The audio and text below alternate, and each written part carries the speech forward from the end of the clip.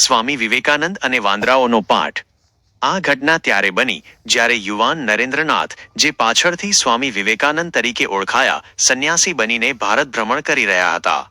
તેઓ વારાણસી, કાશીમાં હતા, જ્યાં તેઓ જ્ઞાન અને શાંતિની શોધમાં એક મંદિરે દર્શન કરવા ગયા। મંદિરેથી પાછા ફરતી વખતે તેઓ એક સાંકડા રસ્તા પરથી પસાર થઈ રહ્યા હતા। કાશીના મંદિરો પાસે વાંદરાઓની સંખ્યા ઘણી વધારે હોય છે। અચાનક વાંદરાઓનું એક મોટું ટોળું તેમની આસપાસ એકઠું થઈ ગયું। આ વાંદરાઓ જોરજોરથી ચીસો પાડી રહ્યા હતા, તેમના હાથમાં રહેલો પ્રસાદ છીનવવાનો પ્રયત્ન કરી રહ્યા હતા અને નરેન્દ્રનાથને ડરાવી રહ્યા હતા। શરૂઆતમાં નરેન્દ્રનાથ પણ સામાન્ય માણસની જેમ ડરી ગયા। તેમણે વિચાર્યું કે આ તોફાની ટોળાથી બચવા માટે ભાગી છૂટવું એ જ એકમાત્ર રસ્તો છે। જેમ જેમ તેઓએ ઝડપથી દોડવાનું શરૂ કર્યું, તેમ તેમ વાંદરાઓ પણ વધુ ઉત્સાહમાં આવી ગયા અને તેમની પાછળ વધુ ઝડપથી દોડવા લાગ્યા। નરેન્દ્રનાથ જેટલું વધારે ભાગતા, તેટલો વધારે ડર તેમના મનમાં ભરાતો જતો હતો અને વાંદરાઓ તેમની નજીક આવતા જતા હતા।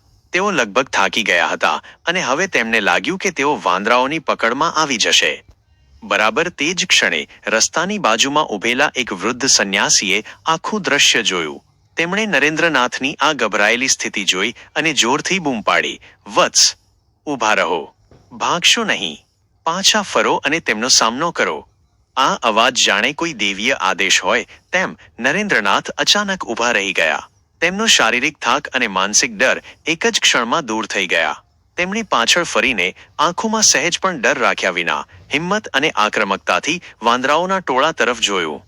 તેમણે એક ક્ષણનો પણ વિલંબ કર્યા વિના હાથમાં જે લાકડી હતી તે ઉગામીને વાંદરાઓ તરફ આગળ વધવાનું શરૂ કર્યું। આશ્ચર્યજનક રીતે જે વાંદરાઓ હમણાં જ તેમને ડરાવી રહ્યા હતા, તે હવે પોતે જ ડરી ગયા।